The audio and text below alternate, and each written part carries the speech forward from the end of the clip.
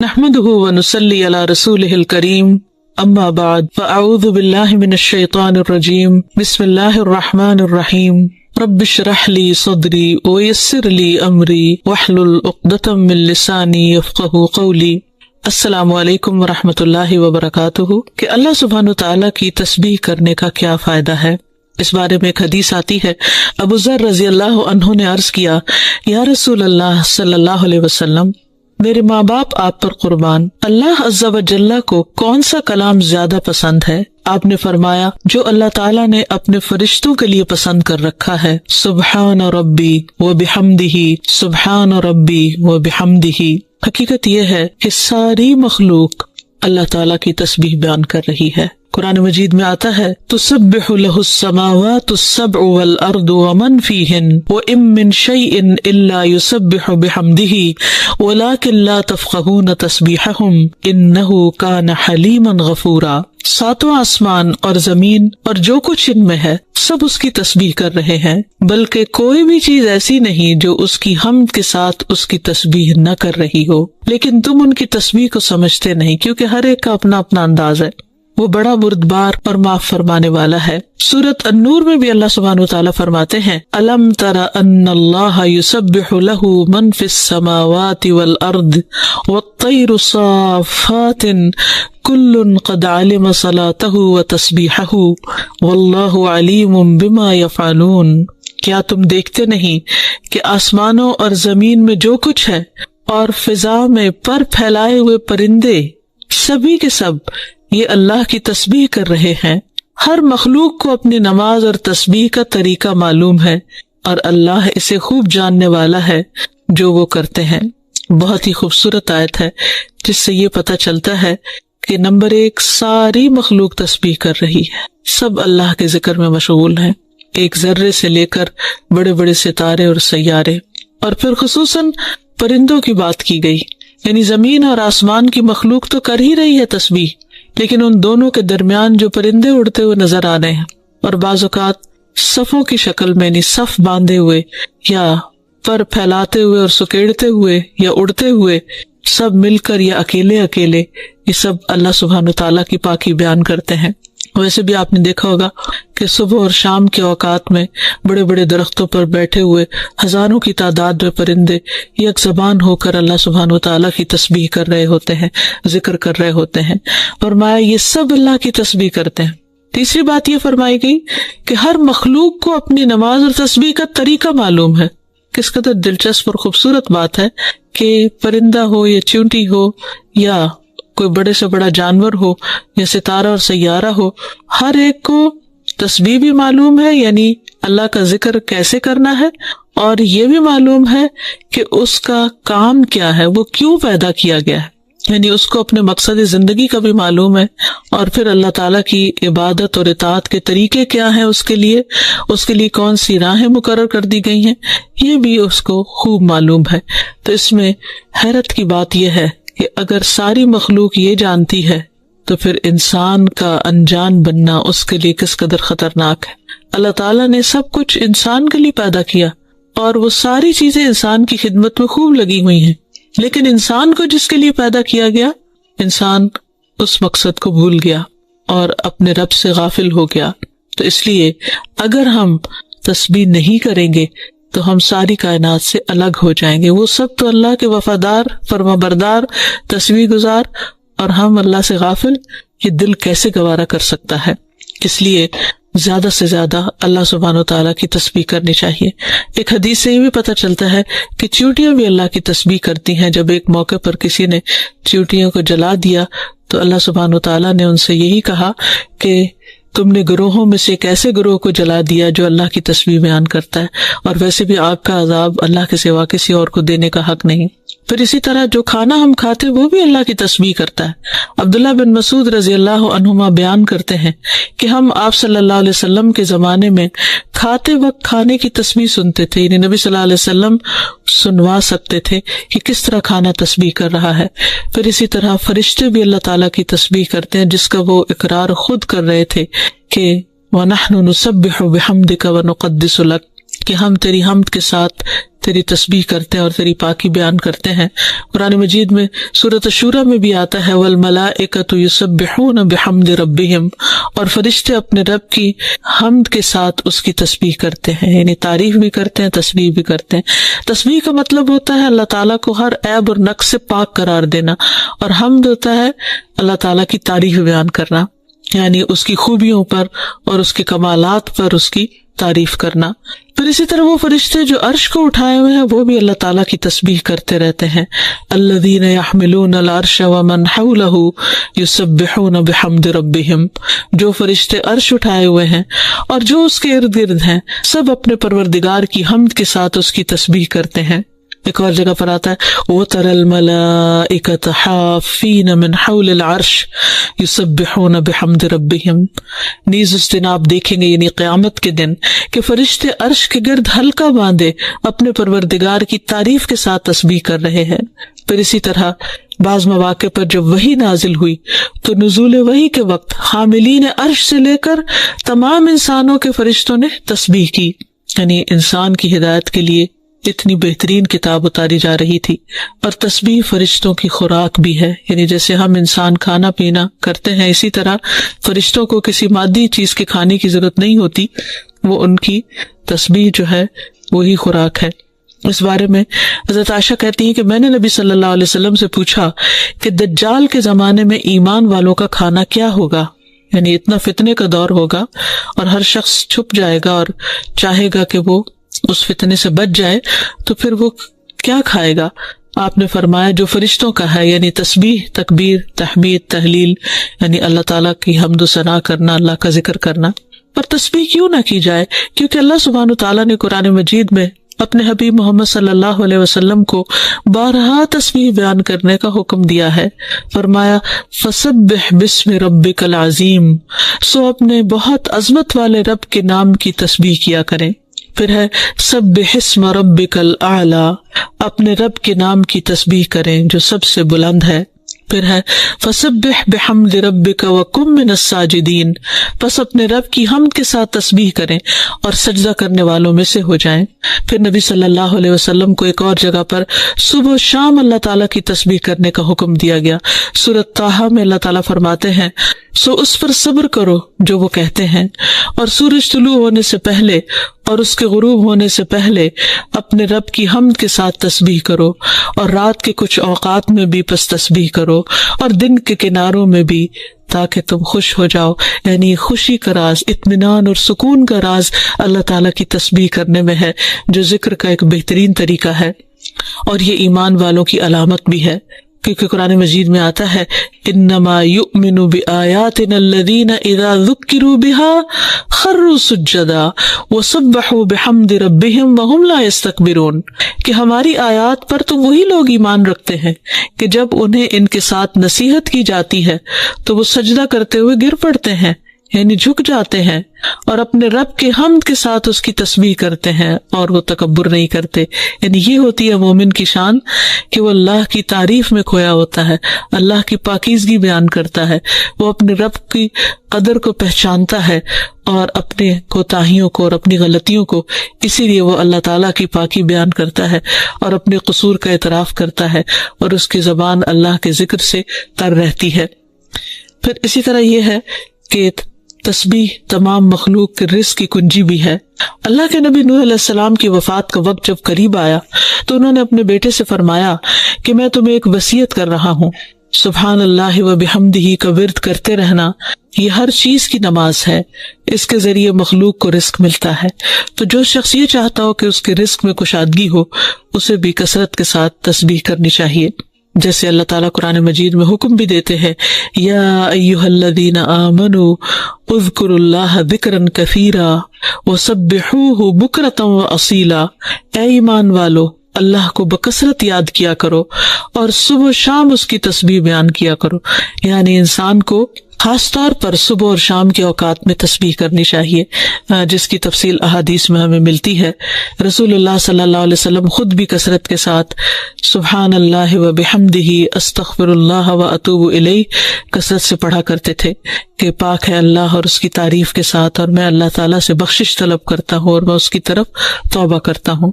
پھر اسی طرح تسبیح اہل جنت کی پکار بھی ہوگی، دعواہم فیہا سبحانک اللہم، کہ ان کی پکار وہاں ہوگی کہ اے اللہ تو پاک ہے ہر عیب سے، ہر کمی کوتاہی سے، ہر نقص سے، یعنی تو بے عیب ہے، منزہ ہے۔ اور یہ اللہ سبحانہ وتعالیٰ کو نہایت پسند ہے، کیونکہ اللہ تعالیٰ نے ہمیں کس لیے پیدا کیا ہے؟ اپنی عبادت کے لیے۔ تو اگر ہمیں لفظ عبادت کا معنی ہی نہیں آتا ہوگا تو اس کا سیدھا سیدھا کیا مطلب نکلا؟ کوئی مطلب نکالے اس سے؟ یعنی میرے اس وجود کا مقصد کیا ہے اس دنیا میں کہ میں جس نے مجھے بنایا اس کی عبادت کروں، اس کی عبد بن جاؤں، ٹھیک ہے؟ یہی ہے نا سمپل سی بات۔ اور اگر مجھے لفظ عبادت کا مطلب ہی نہیں پتا تو میں نے کیا کمایا، کیا کیا میں نے؟ نفع کا سودا، نقصان کیا۔ مثلاً آپ ایک ایسی مشین خرید لاتے ہیں جس کو آپ چلانا نہیں جانتے، آپ نے پیسے کا ضیاع کیا نا۔ تو آپ بھی اگر عبادت کا معنی نہیں جانتے، اس کی حقیقت نہیں جانتے، تو آپ نے بھی اپنے آپ کو ضائع کیا، اپنی یہ عمر برباد کی۔ آپ کی ساری کوششیں، چاہے آپ آسمان سے تارے توڑ لائیں، بڑی بڑی ایجادات کر ڈالیں، بڑے بڑے انکشافات کر لیں، لیکن آپ کی ساری کوششیں کیا ہوئیں، کیا رہیں؟ واقعی رائے گاہ گئی۔ مثال کے طور پر یہ پینسل کس کام کے لیے ہے؟ لکھنے کے لیے۔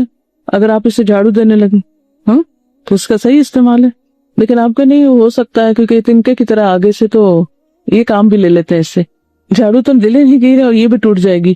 مثلاً آپ کو دیوار میں کیل ٹھوکنا ہے، آپ اٹھائیں اس گھڑی کو اور ٹھوکنے لگے، کیا ہوگا؟ یہ گھڑی اس کام پہ لیے، اس سے یہ کام لینا کیا ہے پھر؟ ارے بعض اوقات ہم اس طرح کام لیتے ہیں چیزوں سے، جو چیز جس کام کے لیے نہیں ہوتی اس سے وہ کام لے رہے ہوتے ہیں، ایسا کرتے ہیں، لیکن عام طور پر ہم کیا کرتے ہیں پھر؟ اس چیز کا نقصان کر دیتے ہیں۔ ہم بھی پیدا کیے تھے عبادت کے لیے، لیکن ہم معلوم نہیں کیا کر رہے ہیں۔ اپنے آپ سے پوچھئے، سوال لکھیے، کیا آپ اپنے وجود یا اپنی پیدائش یا اپنی تخلیق کا مقصد پورا کر رہے ہیں؟ مطمئن ہیں؟ اچھا یہ بتائیے کہ پیغمبروں کو اللہ نے کس لیے بھیجا تھا؟ سمپل الفاظ میں انسانوں کو ان کی زندگی کا مقصد بتانے کے لیے۔ پیغمبروں نے آ کے کیا کہا تھا؟ ہر پیغمبر نے آ کے ایک ہی سبق دیا، اور وہ کیا ہے؟ جی ہاں، اللہ کی عبادت کرو۔ پیغمبروں کے آنے کا یہ مقصد تھا نا، اللہ نے بندوں کو اپنی عبادت کے لیے پیدا کیا، پیغمبروں نے آ کر بندوں کو یہ سبق یاد کرایا، اسی کا احساس دلایا۔ اچھا یہ بتائیے کہ نبی صلی اللہ علیہ وسلم نے مکہ سے ہجرت کیوں کی تھی؟ ہجرت کا کیا معنی ہوتا ہے؟ گھر بار چھوڑ دینا۔ آپ نے اپنا گھر بار کیوں چھوڑا تھا؟ چلیے آپ تو اللہ کا پیغام پہنچانے کے لیے تھے، تو وہ جو باقی سارے گھر چھوڑ گئے تھے وہ کس لیے چھوڑے تھے؟ باقی سب نے گھر کیوں چھوڑا تھا؟ حضرت ابو بکر نے کیوں چھوڑا تھا؟ تقریباً 200 لوگ تھے جنہوں نے گھر چھوڑا تھا، مکہ چھوڑ دیا تھا۔ کیوں چھوڑا تھا؟ جی ہاں، تاکہ اللہ کی عبادت کر سکیں۔ تو اس سے یہ پتہ چلتا ہے کہ اگر عبادت کے راستے میں کوئی چیز رکاوٹ بن رہی ہو تو کیا کرنا چاہیے؟ کیونکہ رکاوٹ آ گئی، اب کیا کریں، عبادت نہیں ہو سکتی۔ تو جس کام کے لیے گھر بار چھوڑنے کا حکم ہے وہ کام پھر کتنا اہم ہوگا یا نہیں؟ یہ جو آپ یہاں تشریف لاتے ہیں گھر بار چھوڑ کر، یہ کس مقصد کے لیے لاتے ہیں؟ تاکہ ہم سیکھ سکیں کہ ہم کس مقصد کے لیے دنیا میں آئے ہیں، عبادت کے طریقے کیا ہیں، عبادت کیسے کی جاتی ہے۔ یہ بھی اسی مشن کا ایک حصہ ہے، یہ بھی آپ کی ایکٹیویٹی دراصل کیا ہے، اسی مقصد کو پورا کرنے کے لیے ہے۔ کیا جانے بغیر کہ عبادت کیا ہے اور کیسے کی جاتی ہے عبادت کی جا سکتی؟ یہ کیا محض ایک لپ سروس ہے کہ ہم نے زبان سے کہہ دیا یا رب میں تیری عبادت کرتی ہوں اور مجھے بہت پسند ہے عبادت کرنا، اور عبادت کرنا ایک بڑا افضل کام ہے اور بہت فضیلت کی چیز ہے اور بڑے ثواب کا کام ہے؟ اس طرح کے جملے بولنے سے عبادت ہو جاتی؟ عبادت محض بولنے کی چیز ہے یا پھر کرنے کی چیز بھی ہے؟ صرف کرنے کی ہے یا کچھ سمجھنے کی بھی ہے؟ جی ہاں، عبادت کا اگر آپ ڈکشنری میں معنی دیکھیں تو لفظی معنی ہوتا ہے اپنے آپ کو کسی کے آگے جھکانا، پست کرنا، اپنے آپ کو کسی کے آگے جھکانا، چھوٹا کر دینا۔ لسان العرب ایک ڈکشنری ہے، عربی زبان کی بہت بڑی ڈکشنری۔ لسان العرب کا معنی ہی کیا ہے؟ عربوں کی زبان۔ لسان العرب میں عبادت کی جو ڈیفینیشن بتائی گئی ہے وہ ہے اصل العبودیت الخضوع والتذلل۔ عبودیت کی اصل کیا ہے؟ الخضوع والتذلل، اپنے آپ کو پست کرنا اور جھک جانا، جھکا دینا۔ جھکنے کا اپوزٹ کیا ہوتا ہے؟ جھکنے کا اپوزٹ کیا ہے؟ بڑا بننا. پست کرنے کا اپوزٹ کیا ہے؟ بڑا کرنا. پست کرنا جھکنا اور بڑا کرنا دوسرے معنوں میں استکبار یا تکبر. وقال الذین استکبروا من قومہ، تو یہ جو استکبار ہے قوم کا، یہ دراصل کیا ہے استکبار؟ انکار، چھوٹا بننے سے انکار، بات ماننے سے انکار. اچھا، لیکن ایک بات یاد رکھیے کہ عبادت میں صرف جھکنا اور پست ہونا ہی معنی نہیں، صرف یہ معنی بھی نہیں، یہ معنی بھی ہے لیکن اس کے علاوہ بھی اس میں معنی پایا جاتا ہے. یہ بہت اہم بات ہے، کیونکہ اگر انسان اس کو محض جھکنے کے معنوں میں لے لے، محض چھوٹا ہونے کے معنوں میں، محض عاجزی کرنے کے معنوں میں، تو اس سے بات نہیں بنتی. اس کے بارے میں حکم یہ ہے کہ جب عبادت کی نسبت اللہ کی طرف ہو، ایک ہے عبد کی نسبت بندے کی طرف، یعنی کسی انسان کا غلام ہونا، تو اس میں تو بس یہ دو معنی ہے کہ اس کے آگے عاجزی برتنا، اپنے آپ کو اس سے چھوٹا سمجھنا. کیونکہ جب تک کوئی اپنے آپ کو دوسرے سے چھوٹا نہیں سمجھتا وہ اس کا حکم مانتا ہے؟ نہیں مانتا. حکم مانا ہی کب جاتا ہے اور کہاں مانا جاتا ہے؟ جس کو انسان اپنے آپ سے بڑا سمجھتا ہے. مثلاً کسی بھی ادارے میں ایک پی این ہے فار ایگزامپل، اور ایک اس کا ہیڈ ہے. اب پی این ہیڈ کی بات مانے گا یا ہیڈ پی این کا حکم مانے گا؟ پی این مانے گا ہیڈ کی بات، نہ کہ ہیڈ مانے گا پی این کا حکم. کیوں؟ وائی؟ یہ ایک عام اصول ہے. یہ ٹھیک ہے یا نہیں ہے یہ الگ بات ہے، ایک عام رواج ہے زندگی. کس لیے؟ عام حالات میں بھی بچوں کو کیا کہا جاتا ہے کہ وہ کیا کریں؟ اپنے بڑوں کا کہا مانو. عام محاورہ ہے نا بڑوں کا کہا ماننے کا. ٹھیک ہے، تو جو اپنے آپ کو خود ہی بڑا سمجھے وہ کبھی دوسرے کی بات نہیں مانتے ہوتے. انکار اور نافرمانی میں اصل چیز تکبر ہی ہے اس کا سبب. تو بہرحال بات میں یہ کر رہی تھی کہ جب عبد کی نسبت کسی بندے کی طرف ہوتی ہے تو اس میں خضوع اور تذلل ہے، لیکن جب عبد کی نسبت اللہ تعالیٰ کی طرف ہو، یعنی عبادت اللہ کی، تو اس میں محبت کا مفہوم بھی شامل ہو جاتا ہے. شریعت میں عبادت کا معنی ایسی کیفیت جس میں انتہائی محبت کے ساتھ انتہائی خضوع اور خوف ہو. ابن کثیر نے یہ تعریف لکھی ہے. ابن کثیر کون ہے؟ مفسر قرآن ہے، قرآن کی تفسیر لکھی ہے انہوں نے.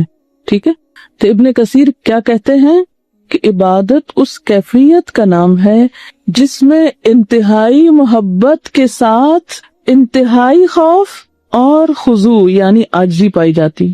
ایک طرف انتہائی محبت ہے اور دوسری طرف انتہائی خوف ہے اور انتہائی عاجزی. اب ذرا فیل کریں اس کو، یہ کیسے ہوگا؟ دو کنٹراڈکشن، دو متضاد چیزیں دل کے اندر، ایک طرف انتہائی محبت اور ایک طرف انتہائی خوف، اور ان دو چیزوں کی وجہ سے انتہائی عاجزی. محبت انسان کو کیا بناتی؟ متکبر. ذرا سوچئے، جو کسی سے محبت کرتا ہے اس کا غلام بن جاتا ہے کہ نہیں؟ اس کی ہر بات ماننے لگتا ہے. ٹھیک ہے نا؟ اور جو کسی سے ڈرتا ہے وہ بھی کیا کرتا ہے؟ اس کی ہر بات ماننے لگتا ہے. تو اس سے پھر معنی اطاعت کا نکل آیا. عام طور پر جو معنی کیا جاتا ہے نا کہ عبادت کا معنی اطاعت ہے، تو یہ اسی معنی میں کی جاتی ہے. یہ اس کا ڈرائیوڈ میننگ ہے، ڈائریکٹ میننگ نہیں ہے جس کو کہتے ہیں نا اس سے مراد یہ ہے. کیا سمجھ میں آئے؟ ابھی یہ جو میں بات کر رہی تھی نا کہ انتہائی محبت کے ساتھ انتہائی خوف، دو متضاد کیفیات، یہ بالکل بیلنس کر دیتی ہیں اس احساس کو. اور اگر یہ دو طرف نہ ہو، صرف یک طرفہ بات ہو، تو وہ بات درست ہی نہیں رہتی. مثلاً اگر آپ کہیں کہ عبادت میں صرف انتہائی محبت ہے اور خوف نام کی چیز کوئی نہیں، تو کیا ہوگا؟ اعتدال ختم ہو جائے گا. اور اگر کہیں انتہائی خوف ہے اور محبت نام کی چیز نہیں، اور اگر ایک زیادہ اور دوسرا کم ہے، تو بھی بات نہیں بنے گی. دونوں کو اپنے آخری حصے تک جانا ہے. محبت بھی اپنی انتہا تک جائے گی اور خوف بھی اپنے انتہا تک جائے گا. وہ پھر عدل کا مقام آ جائے گا، وہاں اصل عاجزی پیدا ہو جائے گی. وہ خوبصورت کیفیت جو مطلوب ہے وہ اسی وقت سامنے آئے گی، اور اس کے نتیجے میں اطاعت ہوگی. پھر اطاعت مشکل بھی نہیں ہوگی. اگر بات سمجھ نہ آئی ہو تو پوچھ سکتے ہیں. جس کا صرف خوف ہوتا ہے وہ اطاعت ایک مجبوری کی اطاعت ہوتی ہے. ٹھیک ہے نا؟ بندوں میں سے ہم کسی کی اطاعت بعض اوقات کس لیے کرتے ہیں؟ خوف کی وجہ سے. وہ مجبوری کی بات ہے، اب کیا کرے، اور چارہ ہی کوئی نہیں. لیکن اللہ کی عبادت مجبوری کی اطاعت نہیں ہے اور نہ ہونی چاہیے. یہ جو آپ نماز پڑھ رہے ہیں محض خوف میں نہیں پڑھیں، محض مجبوری سے نہیں پڑھیں. جو نماز محض خوف سے پڑھ رہے ہیں، کیا اللہ تعالیٰ جہنم میں پھینک دے گا اگر نہیں پڑھیں گے؟ تو وہ پھر عبادت نہیں ہے، وہ صرف خانہ پوری ہے. انہوں نے کسی کا واقعہ بتایا کہ کسی نے سوال کیا ایک عبادت گزار شخص سے کہ آپ اتنی عبادت کیوں کرتے ہیں؟ کیا جنت کی خاطر؟ ان کا نہیں. جہنم سے بچ کے کہا نہیں. پھر کیوں کرتے ہیں؟ تو کہا اس لیے کہ جس کی میں عبادت کرتا ہوں وہ عبادت کے لائق ہے، اس کی عبادت کی جانی چاہیے. سنبھلتا ہے انسان، لیکن جو اصل مطلوب ہے وہ صرف خوف نہیں ہے. اصل مطلوب صرف خوف نہیں ہے. تو بہرحال عبادت پھر کیا ہوئی؟ انتہائی خوف اور انتہائی محبت سے پیدا ہونے والی عاجزی کی کیفیت کا نام، یا انتہائی عاجزی اور انتہائی محبت کے مجموعے کا نام. قرآن پاک میں اللہ تعالیٰ کی عبادت کے لیے کئی لفظ آئے ہیں. عبادت کا لفظ بھی آیا ہے، انابت کا لفظ بھی آیا ہے، انیبوا الی ربکم، اخبات کا لفظ بھی آیا ہے، اخبتو، خشوع کا لفظ بھی آیا ہے، قنوت کا لفظ بھی آیا ہے. قنوت کا معنی کیا ہے؟ پڑھ چکے ہیں آپ. کیا معنی قنوت کا؟ قنوت دوام اطاعت کو کہتے ہیں. اب آپ ذرا عبادت کا ایکسپیرینس کیجئے، ذرا تصور کیجئے آپ نماز پڑھ رہے ہیں، محبت میں اللہ کے آگے بچھ گئے ہیں. نماز پڑھنا کیا ہے؟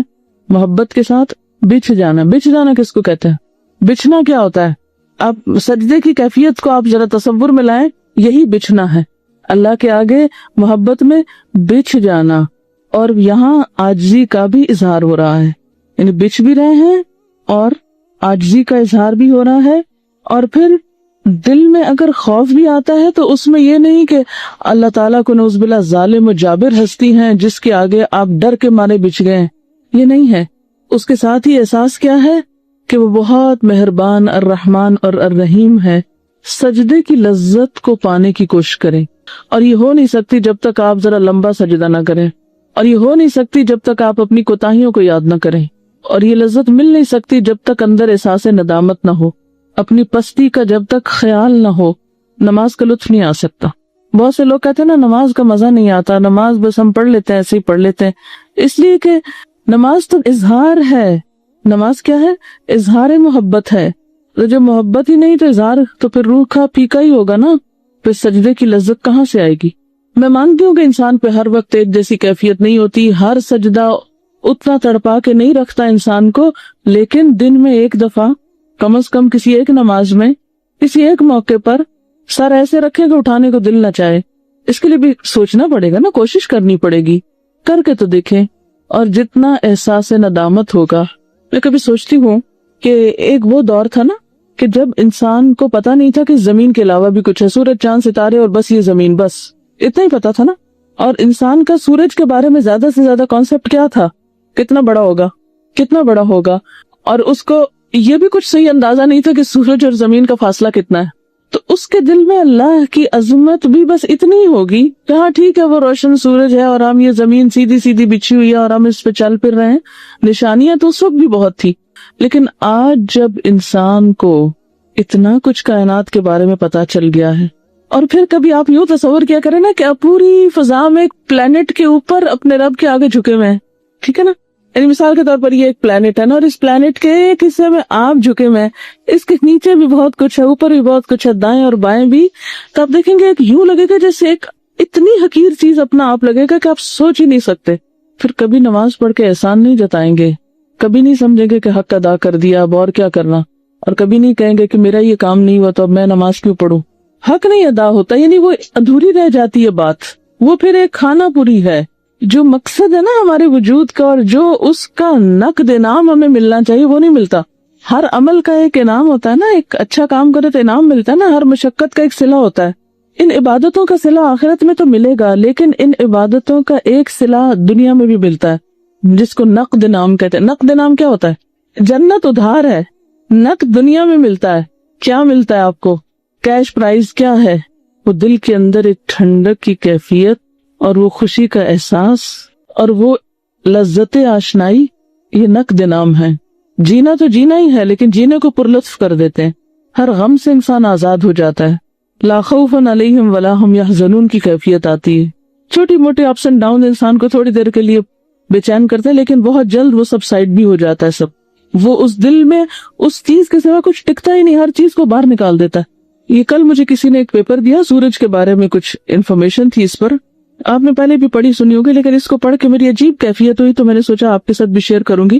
سورج زمین سے تقریباً 93 ملین میل کے فاصلے پر، 93 मिलियन मील फासला। सोलर सिस्टम है ना, सूरज के गिर्द घूम रही है, तो हमारी जमीन से फासला उसका कितना है? 93 मिलियन। जो करीब तरीन प्लैनेट है सूरज के, उसका फासला 25 मिलियन मील है। सबसे करीब कौन है? सूरज के सबसे करीब प्लैनेट कौन सा है? जी, मरकरी। उसका फासला सूरज से कितना है? और फिर आप देखें कितनी तरतीब के साथ घूम भी रहे हैं उसके इर्द गिर्द, सब 25 मिलियन मील है। सूरज जमीन से इतना बड़ा है कि अगर ये खाली होता तो 1.3 मिलियन जमीनें उसके अंदर समा जाती। यानी इतना बड़ा है कि अगर वो खाली होता तो आप इतने बॉल्स जो है जमीन के, कितने 1.3 मिलियन बॉल्स उसके अंदर डाल देते जमीन के, उसका पेट भरने के लिए। सिर्फ एक प्लेनेट के मुकाबले में जमीन हमारी क्या है और उस पर हम क्या हैं। अगर निजाम शमसी के तमाम सैयारों को इकट्ठा कर लिया जाए तो भी सूरज तकरीबन 600 गुना बड़ा है। सारों को मिला के एक साइज कर लिया जाए, ठीक है ना, सारे प्लैनेट्स जो सिर्फ सूरज के गिर्द घूमते हैं। और सूरज अपने पूरे सोलर सिस्टम के साथ किसके गिर्द घूम रहा है? अपनी गैलेक्सी में उस न्यूक्लियस के गिर्द घूम रहा है। और फिर ये पूरी गैलेक्सी फिर अलग घूम रही है, और इन गैलेक्सीज की तादाद भी अनगिनत है। तो अगर सारे प्लैनेट्स को इकट्ठा करके एक प्लैनेट बनाया जाए तो भी सूरज उससे 600 गुना बड़ा है। सिर्फ जमीन की तो बात ही छोड़ें, सूरज की रोशनी और हरारत उसके अंदर गहराई से खारिज होती है। इतनी बड़ी चीज मुसलसल जल रही है, जरा ये सोचें, इतनी बड़ी भट्टी, ये जो हमें नजर नहीं आता ना, सूरज नजर नहीं आता कुछ देर के लिए, हमें नजर नहीं आता, हम आराम करते हैं, हम सो जाते हैं, वो नहीं सोता, वो फिर भी जलता रहता है। सूरज की रोशनी और हरारत उसके अंदर की गहराई से निकलती है, यानी सेल्फ मोटिवेटेड है। सूरज में जलने का अमल जमीन पर जलती हुई आग से मुख्तलिफ है। सूरज को आप एक बहुत बड़ा हाइड्रोजन बम कह सकते हैं। अगर ये सिर्फ एक जलती हुई आग होता तो बुझ चुका होता। सूरज कभी आराम नहीं करता। कभी कभी इसकी सतह पे बड़े बड़े तूफान भी उठते हैं जो देखने में गहरे धब्बे नजर आते हैं। हाइड्रोजन सूरज का ईंधन है। हाइड्रोजन क्या है? सूरज का फ्यूल है, ईंधन है जिससे वो जलता है। सूरज एक सेकंड में 4 मिलियन टन हाइड्रोजन इस्तेमाल करता है। आपका ये बल्ब 100 वाट का, वो अपना 200 वाट का, 500 वाट का, तो सूरज कितने वाट का है? एक सेकंड में उसको कितनी एनर्जी चाहिए, कितनी हाइड्रोजन चाहिए? 4 मिलियन टन एक सेकंड के लिए चाहिए उसको।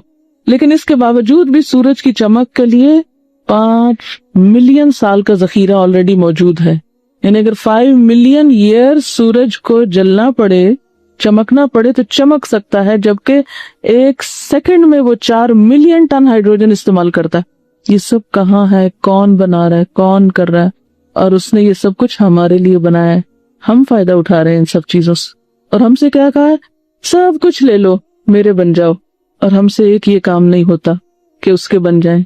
फिर 1 घंटे में सूरज के अंदर से जो एनर्जी निकलती है वो अमेरिका जैसे मुल्क के लिए अगले 1 मिलियन सालों के लिए काफी। सूरज से निकलने वाली एनर्जी अमेरिका की 1 मिलियन साल की जरूरियात को पूरा कर सकती, सिर्फ 1 घंटे में जो एनर्जी देता है। अल्लाह का रिस्क तो कम नहीं होता, उसका देना कम नहीं होता। उसके खजाने व इम मिन शैइन इल्ला इंदना खजाइनु व मा नुनज़्ज़िलुहु इल्ला बिक़दरिन मालूम। अब आप खुद सोचें, आप कायनात में हैं क्या?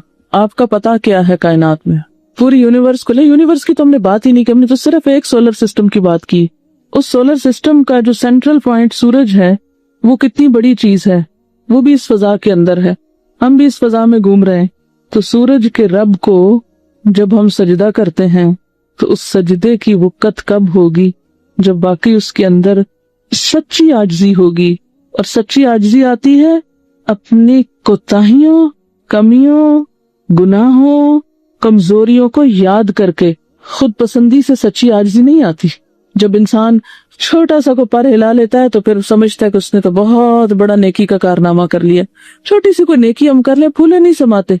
नेकी का तकब्बुर लाहिक होने लगता है कि हम दूसरों से बेहतर हो गए। तो इबादत असल में अपने अंदर के एक्सपीरियंस को कहते हैं, अंदर की कैफियत के बदलने को कहते हैं। वो महज एक फॉर्म का नाम नहीं है, सिर्फ एक फॉर्म नहीं। फॉर्म का क्या मतलब? सिर्फ एक शक्ल नहीं है। हमने इबादत किसको समझ रखा है? इबादत का लफ्ज आते ही हमारे ज़हन में क्या आ जाता है? रिचुअल्स वगैरह ज़हन में आ जाते हैं। वो नमाज पढ़ लूं, जल्दी से मैं इबादत कर लूं, फलां बड़ा इबादत गुजार है, کس کو کہتے ہیں فلاں بڑا عبادت گزار ہے؟ کس کے لیے یہ استعمال کرتے ہیں ہم؟ جو بہت نماز پڑھتا ہو. بس اپنے بارے میں سوچئے، کیا میں عبادت گزار ہوں؟ اگر ہوں تو پھر اندر کی کیفیت کیا ہے، کہاں کھڑی ہے؟ جب اس کی عظمت کو پایا ہی نہیں، اپنی کمزوری کا احساس ہی نہیں، پھر عبادت کاہے کی عبادت ہے؟ اپنے آپ سے پوچھئے اور بالکل سچ بولیے کہ اپنی کمی، اپنی کمزوری، اپنی کوتاہی، اپنے چھوٹا ہونے کا احساس، پست کرنا، کیونکہ عبادت کی تو اصل معنی ہی پست کرنا ہے نا. اپنی پستی کا کتنا احساس ہے؟ اگر احساس ہو تو ہم اپنے آپ کو جنت کا حقدار نہ سمجھے، کبھی مستحق نہ سمجھے. مستحق سمجھتے ہیں تو کام نہیں کرتے نا. ہم کہتے ہیں ہم تو ڈیزرو کرتے ہیں، ہم نے تو جانا ہی وہاں ہے، اس لیے کچھ کرنے کی ضرورت ہی کیا ہے. ایسا انسان کبھی پھر بے فکر ہو سکتا ہے؟ کبھی نہیں ہو سکتا. ایسا انسان دوسروں پہ دھوس جما سکتا ہے؟ نہیں. جس کو اپنی کمی کا احساس ہو، اسی کیفیت کو پھر تقویٰ کہتے. یہی کیفیت پھر عبادت کا جو جسٹ ہے وہ تقویٰ کی شکل میں انسان کے اندر آتا ہے، دل میں رہ جاتا ہے. یعنی وہ دل کی کیفیت ہے نا عبادت. پھر اس کی ظاہری شکل کو عبادات کا نظام کہا گیا، تو دل کی یہ کیفیت پھر تقویٰ ہو جاتی ہے. اور تقویٰ کے لیے کیا فرمایا آپ نے؟ التقویٰ ہاں ہونا، کیفیت کا نام ہے تقویٰ. تقویٰ کچھ ظاہری مظاہر کا نام نہیں، کچھ ظاہری دکھاوے کے، کچھ خاص قسم کے ایکشنز یا کچھ مظاہر، یہ نہیں ہے تقویٰ. ہم متقی انسان کس کو سمجھتے ہیں؟ متقی کی تصویر ہمارے ذہن میں کیا ہے؟ پھر مسٹیریس سا شخص جو کم بولتا ہو، کم کھاتا ہو، کم سوتا ہو، صرف ظاہری طور پر اللہ اللہ کرتا نظر آتا ہو. وہ دنیا میں چلتا پھرتا، دنیا کے کام کرتا ہوا نہیں دکھائی دیتا. جو کام کر کر کے تھکے وہ نہیں متقی نظر آتا. تو عبادت کا مقصد کیا ہے؟ قرآن میں کیا بتایا گیا؟ سورۃ البقرہ میں آپ پڑھ چکے ہیں، یا ایھا الناس اعبدوا ربکم الذی خلقکم والذین من قبلکم لعلکم. اندر کی کیفیت بدل جائے، اندر کا تجربہ فرق ہو جائے. یہ کل قیامت کے دن تو جا کے کھلے گا ہی. آج ہی کھول کے ذرا دیکھ لیں کہ اندر کی کیفیت کتنی بدلی ہوئی ہے. یہ کون جج کر سکتا ہے؟ اندر کی کیفیات کو کون جج کر سکتا ہے؟ یا خود یا پھر ہمارا رب. دنیا میں آپ اپنے آپ کا خود فیصلہ کر سکتے ہیں، قیامت کے دن ہی اللہ تعالیٰ کر دیں گے آپ کے لیے. اس کے فیصلے سے پہلے آپ خود بھی ایک فیصلہ کر سکتے ہیں. اس میں بھی ہم اپنے آپ کو بہت سی تعویلیں اور بہت سی جسٹیفیکیشن دے کے مطمئن کر لیتے ہیں. جھوٹ بولتے ہیں نا اپنے آپ سے سچے نہیں ہیں، فیتھفل نہیں اپنے آپ سے. یہ بھی اسی وقت ہوگا جب اللہ کی عظمت سامنے آئے گی، پھر خود کو چھوٹا کر سکیں گے، پھر اپنے کو کٹ ٹو سائز کریں گے. اچھا، بعض لوگ ان کیفیات کو لانے کے لیے کیا کرتے؟ کمرہ اندھیرا کر دیں گے، 1000 دفعہ اللہ اللہ کریں گے بیٹھ کے، کوئی خاص قسم کے سوچیں گے، لطیفوں کی جو باتیں کرتے ہیں کہ اندر یہ کھانا ہے، وہ ہے، ادھر سے ادھر تصور میں لاؤ، رنگ روشنیاں دیکھیں گے. ان کیفیات کا نام وہ کیا سمجھتے ہیں کہ شاید اس طرح کسی خارجی طریقے سے تقویٰ اندر لایا جاتا ہے، جبکہ وہ باہر سے اندر نہیں آتا، اندر سے باہر جاتا ہے. اور پھر یہ صرف زبانی بھی نہیں، ان چیزوں کو محسوس کرنا، اس کا ایکسپیرینس کرنا. کوئی کشف و کرامات کے انتظار میں نہیں رہنا، وہ کرامتیں خود انسان کے اپنے اندر ہونے لگتی ہیں. اور یہاں تک کہ ان تعبد اللہ کأنک تراہ، یہ کیفیت انسان کو پھر نصیب ہوتی ہے کہ اللہ کی عبادت ایسے کرو گویا کہ تم اس کو دیکھ رہے ہیں. آرٹیفیشل نہیں ہے کہ ہر وقت آپ اس کو پکڑ جکڑ کے اپنے اوپر طاری کریں، لیکن اٹھتے بیٹھتے چلتے پھرتے آپ زیادہ دیر غافل نہیں رہ سکتے. یعنی یہ آپ کی اصل ہو جاتی ہے اور باقی کیفیات ٹیمپریری ہوتی. دیکھیے 2 طریقے ہوتے ہیں زندگی بسر کرنے کے. ایک ہے کبھی کبھار اتفاق سے اللہ کو یاد کر لینا، یا اس کی یاد میں آنسو بہا لینا، یا اس کا ذکر کر لینا، یا اس کیفیت کو محسوس کرنا کبھی کبھار. اور عام حالت کیا؟ غفلت کی حالت. اور ایک کیا ہے؟ عام حالت کیا ہے؟ اس کی یاد کی، اس کے احساس کی، اس کے شکر کی، اس کے ساتھ دل ہی دل میں. ابھی آپ نے پڑھا تھا دعا کیسے مانگتے ہیں، دل ہی دل میں اس کو پکارتے، چپکے چپکے اس سے باتیں کرتے. یعنی دعا صرف لپ سروس تو نہیں ہے، وہ ساری کیفیات کا نام ہے جو آپ نے ابھی قرآن میں خود پڑھی. آپ لوگوں کے بیچ میں بیٹھے ہیں، وہ کوئی آپ چیز دیکھ رہے ہیں، وہ کوئی نعمت آپ کو یاد ہے. ہمارے خیالات عام طور پر کیا ہوتے ہیں؟ اگر ہماری مثبت سوچ ہے تو جو ہمیں ملا ہوتا ہے اس کے بارے میں ہم سوچتے ہیں، منفی سوچ ہے تو جو ہمارے پاس نہیں اس کے بارے میں سوچ رہے ہوتے ہیں. تو جس انسان کی سوچ مثبت ہو جاتی ہے پھر جو ملا ہے اس پر شکر گزار ہوتا ہے، اللہ تعالیٰ اس کو اور زیادہ دیتا چلا جاتا ہے. اور جو منفی سوچ رکھنے والا ہوتا ہے وہ غم اور تکلیف میں نقد سزا اس کو یہی ملتی ہے. اصل بات یہ ہے کہ اللہ تعالیٰ کو قریب محسوس کرنے لگے کہ وہ قریب ہے، دعا مانگتے ہوئے بھی قریب ہے، سنتا ہے، قریب مجیب ہے. کوئی بھی کام کر رہے ہو، پھر لوگوں کو دکھانے کا شوق نہیں رہتا. کیوں نہیں شوق رہتا؟ وہ قریب ہے، وہ لوگوں سے زیادہ قریب ہے. ان صلاتی و نسکی و محیای و مماتی للہ رب العالمین. خود بخود پھر یہ کیفیت آنے لگتی ہے کیونکہ وہ قریب محسوس ہوتا ہے. اللہم اغفر لی، یا اللہ مجھے معاف کر دے. جی سجدے کی دعاؤں میں سے ہے اللہم اغفر لی. پہلے اللہ کی تسبیح بیان کر لیں.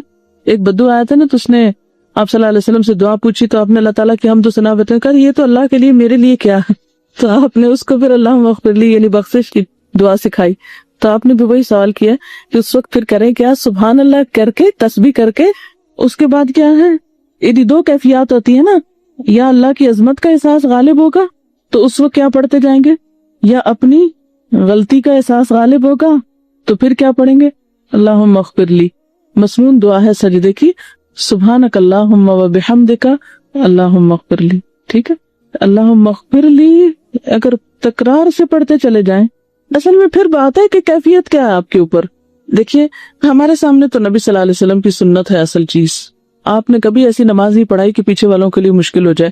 آپ اپنی تنہائی کی نماز ضرور ایسے پڑھتے تھے کہ ساری رات ایک ہی آیت پڑھتے رہے، لیکن لوگوں کو اس مشکل میں نہیں ڈالا. یہ جو ہماری کیفیات ہے یہ تنہائی کی ہونی چاہیے. اس کا یہ مطلب نہیں کہ ہر دم آپ یہ کریں گے، اس کا مطلب ہے کہ ان چیزوں کو آپ ایکسپیرینس کریں. ٹھیک ہے نا، یہ جب ہوگا جب اپنی غلطی مانیں گے. ہم ذرا سوچیے آج صبح سے میں نے اب تک کیا غلطی کی، سوچیے. کوئی یاد کریں، دیکھیں ہمیں یاد کرنے کو نہیں ملے گی کوئی. ہم اتنے نیک ہیں، یاد کر کے لکھیں ذرا کوئی کیا کیا. کوئی یاد آئی؟ نہیں آ رہی نا. دیکھیں نماز تو اصل میں ہے بھی اس لیے کہ ایک نماز کے بعد دوسری نماز کے بیچ میں جو غلطی ہو جائے اس کو ماننے کے لیے جانا، کنفیشن کے لیے جانا.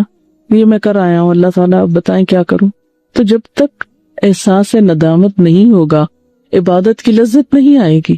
اصل میں یہ اعلیٰ کیفیات کا نام ہے، اور انسان ہر وقت اعلیٰ کیفیات میں نہیں ہوتا، لیکن زندگی اس طرح نہ گزر جائے کہ کبھی یہ کیفیت آئی نہ اور اس کے بغیر ہی مر جائے. یہ نہیں ہونا چاہیے. یہ کہتی ہے کہ جب متقی کا لفظ آتا ہے میرے مائنڈ میں تو میرے سامنے ایک بہت ریجڈ شخص کی تصویر آتی ہے جو کسی چیز پہ کمپرومائز نہ کرے. دیکھیے ایک عاجز انسان کی کیوں نہیں آتی؟ آنی تو یہی چاہیے نا، انتہائی جھکا ہوا، انتہائی ٹوٹا ہوا. میں ایک روز سوچ رہی تھی کہ انسان کی قوت اور انسان کا فائدہ اس کے ٹوٹنے میں ہے. جیسے ذرہ ٹوٹتا ہے تو کیا بنتا ہے، کیا بن جاتا ہے؟ ذرے کو جب پھاڑا گیا تو کیا نکلا اس سے؟ ایٹم. ہومیوپیتھک دوا کا فارمولا معلوم ہے آپ کو؟ اس کی ہائی پوٹینسی کیسے بنتی ہے؟ اس کو ڈائلیوٹ کرتے چلے جاتے. ہوتا یہ ہے کہ مثلاً ایک قطرہ دوا اور 99 قطرے الکوہل کا وہ ہوتا ہے ڈائلیوشن اس کو بولتے ہیں، اس میں اس کو 99 دفعہ اس کو جھٹکا دیتے ہیں. اب وہ ایک پوٹینسی بنی. اب کیا کرتے ہیں، اس بوٹل میں سے ایک قطرہ لیتے ہیں اور پھر 99 قطرے الکوہل کے، پھر اس کو جھٹکا دیتے ہیں، پھر اس میں سے ایک پوٹینسی اور بن گئی. پھر اس میں سے ایک قطرہ لیتے ہیں اور پھر جھٹکے دے کے پھر یعنی کہ 3 دفعہ اگر آپ وہ بدل کے آپ کریں گے تو کیا ہوگا؟ 3 نمبر کی دوا بنے گی. 200 دفعہ کریں گے تو 200 نمبر کی بنے گی. 1000 دفعہ ڈائلیوٹ کریں گے اس کو تو 1000 اور اسی طرح لاکھ تک جاتا ہے. جتنا زیادہ اس کا وہ چھوٹا ہوتا جاتا ہے نا اس کی اصل کوانٹٹی، اتنی ہی اس کی پوٹینشیل طاقت بڑھ جاتی، اتنا ہی افیکٹو ہو جاتا ہے. 10 ٹائم دیتے ہوں گے، 10 ٹائم اس کو ہلاتے ہیں، پھر اس ساری بوتل میں سے ایک قطرہ لے کے پھر اگلی میں سے پھر اسی طرح. اب آپ خود سوچیں کہ جب وہ 1000 یا لاکھویں دفعہ یہ پہنچے گا تو اس میں سے اصل کیا رہ گیا ہوگا؟ اس کی شخصیت کہاں گئی؟ نہ رنگ رہا نہ ذائقہ رہا. مٹا دے اپنی ہستی کو اگر تو مرتبہ چاہے. تو یہ ہستی مٹانی ہے کہاں جا کر؟ اللہ کے سامنے. یہی خضوع اور تذلل ہے، یہی عبادت ہے. لیکن کہتے ہیں نا ان الصلاۃ تنہی عن الفحشاء والمنکر، سمپل سا فارمولا ہے. نماز انسان کو روکتی ہے کس سے؟ فحاشی سے، برائی سے. کب روکتی ہے؟ جب انسان کیا کرتا ہے؟ احساس ندامت، اپنی غلطی کا اعتراف کرتا ہے. جو غلطی مانتا نہیں وہ عبادت کا حق ادا کرتا ہی نہیں. جو خود کو چھوٹا سمجھتا نہیں اس کے اندر ابدیت کی کیفیت آتی ہی نہیں، وہ اس لطف کو پا سکتا ہی نہیں. جب ہم سے غلطی ہوتی تو ہم کیا کرتے ہیں؟ اس کا موجب، اس کا ذمہ دار کس کو سمجھتے ہیں؟ اپنے کو تو کہیں بھی نہیں رکھتے وہاں. یہ ہو سکتا ہے کہ کسی کا شیئر اس غلطی میں 90 ہو اور کسی کا 10% ہو، 90% 10%. یعنی ضروری کہتے ہیں نا تالی 2 ہاتھ سے بجتی ہے، تو ایک تو یوں بجتی ہے نا اور ایک یوں بجتی ہے. تو اب جب یوں بجتی ہے تالی تو پھر اس ہاتھ کا شیئر زیادہ ہوتا ہے اور اس کا کم ہوتا ہے، مگر یہ ہوگا کہ کسی کی زیادہ اور کسی کی کم، ہو سکتا ہے آپ کی بہت کم ہو اور دوسرے کی زیادہ ہو، لیکن ٹوٹلی دوسرے پر ڈال دینا یہی اصل خطا ہے۔ تو میں نے آپ سے پوچھا تھا کہ آپ نے کوئی غلطی لکھی اپنی؟ نہیں نا یاد آتی غلطیاں، سچ بولے نا، نہیں آتی، یا تو پھر حافظہ کمزور ہے۔ واقعی یہاں تک آ کے غلطی نہیں ہوئی، کسی کو پوچھ نہیں کیا، کسی کو تکلیف نہیں دی، یہی تو اصل بات ہے۔ کوئی بتائے کیا غلطی ہوئی؟ آپ بے فائدہ بات کی اور تنگ کیا دوسرے، کہتے جوتا اپنی جگہ نہیں رکھا۔ اچھا ایک اور بات یہ کہ صرف غلطی نہیں، کوتاہی بھی، بعض اوقات ہم غلطی نہیں کرتے لیکن کیا کرتے ہیں؟ کوتاہی۔ کوتاہی کا کیا مطلب کرتے ہیں؟ کوتاہی کا مطلب کیا ہوتا ہے؟ کسی کو اس کا حق پورا نہ دینا۔ مثلا ہم نے نماز پڑھی ہے صبح، لیکن کوتاہی کیا کی؟ یاد کریں، سبق سنایا ہے، کوتاہی کیا کی؟ سنتے وقت اٹینٹو پورے نہ رہے مثلا۔ تو ہم تو اگر غلطیوں سے نہیں تو کوتاہیوں سے تو بھرے ہوئے ہیں۔ تو جو شخص اپنی کوتاہی کا اعتراف نہ کرے وہ پھر آگے نہیں بڑھ سکتا۔ ہم اپنے آپ کو جھوٹی تسلیاں دیتے ہیں، خیر ہے اللہ مالک ہو جائے گا، پھر کیا ہوا؟ کچھ جملے ہم نے رٹ رکھے ہیں، وہی موقع بے موقع سمجھے نہ سمجھے دہراتے رہتے ہیں۔ نحمده ونصلي على رسوله الكريم اما بعد فاعوذ بالله من الشيطان الرجيم بسم الله الرحمن الرحيم رب اشرح لي صدري ويسر لي امري واحلل عقدة من لساني يفقهوا قولي۔ السلام علیکم ورحمۃ اللہ وبرکاتہ۔ کہ اللہ سبحانہ وتعالیٰ کی تسبیح کرنے کا کیا فائدہ ہے، اس بارے میں ایک حدیث آتی ہے۔ ابو ذر رضی اللہ عنہ نے عرض کیا، یا رسول اللہ صلی اللہ علیہ وسلم، میرے ماں باپ آپ پر قربان، اللہ عز و جل کو کون سا کلام زیادہ پسند ہے؟ آپ نے فرمایا جو اللہ تعالیٰ نے اپنے فرشتوں کے لیے پسند کر رکھا ہے، سبحان ربی و بحمدہ، سبحان ربی و بحمدہ۔ حقیقت یہ ہے کہ ساری مخلوق اللہ تعالیٰ کی تسبیح بیان کر رہی ہے۔ قرآن مجید میں آتا ہے تسبح له السماوات السبع والارض ومن فیہن وان من شیء الا یسبح بحمدہ ولکن لا تفقہون تسبیحہم انہ کان حلیما غفورا۔ ساتواں آسمان اور زمین اور جو کچھ ان میں ہے سب اس کی تسبیح کر رہے ہیں، بلکہ کوئی بھی چیز ایسی نہیں جو اس کی حمد کے ساتھ اس کی تسبیح نہ کر رہی ہو، لیکن تم ان کی تسبیح کو سمجھتے نہیں کیونکہ ہر ایک کا اپنا اپنا انداز ہے۔ وہ بڑا بردبار اور معاف فرمانے والا ہے۔ سورۃ النور میں بھی اللہ سبحانہ وتعالیٰ فرماتے ہیں الم تر ان اللہ یسبح له من فی السماوات والارض والطیر صافات کل قد علم صلاتہ وتسبیحہ واللہ علیم بما یفعلون۔ کیا تم دیکھتے نہیں کہ آسمانوں اور زمین میں جو کچھ ہے اور فضا میں پر پھیلائے ہوئے پرندے سبھی کے سب یہ اللہ کی تسبیح کر رہے ہیں۔ ہر مخلوق کو اپنی نماز اور تسبیح کا طریقہ معلوم ہے اور اللہ اسے خوب جاننے والا ہے جو وہ کرتے ہیں۔ بہت ہی خوبصورت آیت ہے جس سے یہ پتہ چلتا ہے کہ نمبر ایک، ساری مخلوق تسبیح کر رہی ہے، سب اللہ کے ذکر میں مشغول ہیں، ایک ذرے سے لے کر بڑے بڑے ستارے اور سیارے۔ اور پھر خصوصاً پرندوں کی بات کی گئی، یعنی زمین اور آسمان کی مخلوق تو کر ہی رہی ہے تسبیح، لیکن ان دونوں کے درمیان جو پرندے اڑتے ہوئے نظر آ رہے ہیں اور بعض اوقات صفوں کی شکل میں، یعنی صف باندھے ہوئے یا پر پھیلاتے ہوئے اور سکیڑتے ہوئے یا اڑتے ہوئے، سب مل کر یا اکیلے اکیلے، یہ سب اللہ سبحانہ تعالیٰ کی پاکی بیان کرتے ہیں۔ ویسے بھی آپ نے دیکھا ہوگا کہ صبح اور شام کے اوقات میں بڑے بڑے درختوں پر بیٹھے ہوئے ہزاروں کی تعداد میں پرندے یک زبان ہو کر اللہ سبحانہ وتعالیٰ کی تسبیح کر رہے ہوتے ہیں، ذکر کر رہے ہوتے ہیں، فرمایا یہ سب اللہ کی تسبیح کرتے ہیں۔ تیسری بات یہ فرمائی گئی کہ ہر مخلوق کو اپنی نماز اور تسبیح کا طریقہ معلوم ہے۔ کس قدر دلچسپ اور خوبصورت بات ہے کہ پرندہ ہو یا چیونٹی ہو یا کوئی بڑے سے بڑا جانور ہو یا ستارہ اور سیارہ ہو، ہر ایک کو تسبیح بھی معلوم ہے، یعنی اللہ کا ذکر کیسے کرنا ہے، اور یہ بھی معلوم ہے کہ اس کا کام کیا ہے، وہ کیوں پیدا کیا گیا ہے، یعنی اس کو اپنے مقصد زندگی کا بھی معلوم ہے، اور پھر اللہ تعالیٰ کی عبادت اور اطاعت کے طریقے کیا ہیں، اس کے لیے کون سی راہیں مقرر کر دی گئی ہیں، یہ بھی اس کو خوب معلوم ہے۔ تو اس میں حیرت کی بات یہ ہے کہ اگر ساری مخلوق یہ جانتی ہے تو پھر انسان کا انجان بننا اس کے لیے کس قدر خطرناک ہے۔ اللہ تعالیٰ نے سب کچھ انسان کے لیے پیدا کیا اور وہ ساری چیزیں انسان کی خدمت میں خوب لگی ہوئی ہیں، لیکن انسان کو جس کے لیے پیدا کیا گیا، انسان اس مقصد کو بھول گیا اور اپنے رب سے غافل ہو گیا. تو اس لیے اگر ہم تسبیح نہیں کریں گے تو ہم ساری کائنات سے الگ ہو جائیں گے. وہ سب تو اللہ کے وفادار، فرما بردار، تسبیح گزار، اور ہم اللہ سے غافل. یہ دل کیسے گوارا کر سکتا ہے؟ اس لیے زیادہ سے زیادہ اللہ سبحانہ و تعالیٰ کی تسبیح کرنی چاہیے. ایک حدیث سے یہ بھی پتہ چلتا ہے کہ چیونٹیاں بھی اللہ کی تسبیح کرتی ہیں. جب ایک موقع پر کسی نے چیونٹیوں کو جلا دیا تو اللہ سبحانہ و تعالیٰ نے ان سے یہی کہا کہ تم نے گروہوں میں سے ایک ایسے گروہ کو جلا دیا جو اللہ کی تسبیح بیان کرتا ہے، اور ویسے بھی آگ کا عذاب اللہ کے سوا کسی اور کو دینے کا حق نہیں. پھر اسی طرح جو کھانا ہم کھاتے وہ بھی اللہ کی تسبیح کرتا ہے. عبداللہ بن مسعود رضی اللہ عنہما بیان کرتے ہیں کہ ہم آپ صلی اللہ علیہ وسلم کے زمانے میں کھاتے وقت کھانے کی تسبیح سنتے تھے، یعنی نبی صلی اللہ علیہ وسلم سنوا سکتے تھے کہ کس طرح کھانا تسبیح کر رہا ہے. پھر اسی طرح فرشتے بھی اللہ تعالیٰ کی تسبیح کرتے ہیں، جس کا وہ اقرار خود کر رہے تھے کہ وَنَحْنُ نُسَبِّحُ بِحَمْدِكَ وَنُقَدِّسُ لَكَ، کہ ہم تیری حمد کے ساتھ تیری تسبیح کرتے ہیں اور تیری پاکی بیان کرتے ہیں. قرآن مجید میں سورۃ الشورى میں بھی آتا ہے وَالْمَلَائِكَةُ يُسَبِّحُونَ بِحَمْدِ رَبِّهِمْ، اور فرشتے اپنے رب کی حمد کے ساتھ اس کی تسبیح کرتے ہیں، یعنی تعریف بھی کرتے ہیں، تسبیح بھی کرتے ہیں. تسبیح کا مطلب ہوتا ہے اللہ تعالیٰ کو ہر عیب اور نقص سے پاک قرار دینا، اور حمد ہوتا ہے اللہ تعالیٰ کی تعریف بیان کرنا، یعنی اس کی خوبیوں پر اور اس کے کمالات پر اس کی تعریف کرنا. پھر اسی طرح وہ فرشتے جو عرش کو اٹھائے ہوئے ہیں وہ بھی اللہ تعالیٰ کی تسبیح کرتے رہتے ہیں.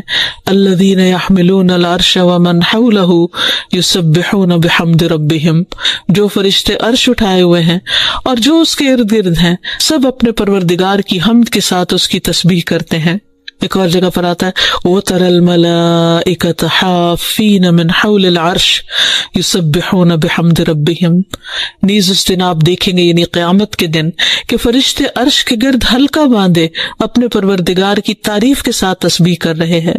پھر اسی طرح بعض مواقع پر جب وحی نازل ہوئی تو نزول وحی کے وقت حاملین عرش سے لے کر تمام انسانوں کے فرشتوں نے تسبیح کی، یعنی انسان کی ہدایت کے لیے اتنی بہترین کتاب اتاری جا رہی تھی.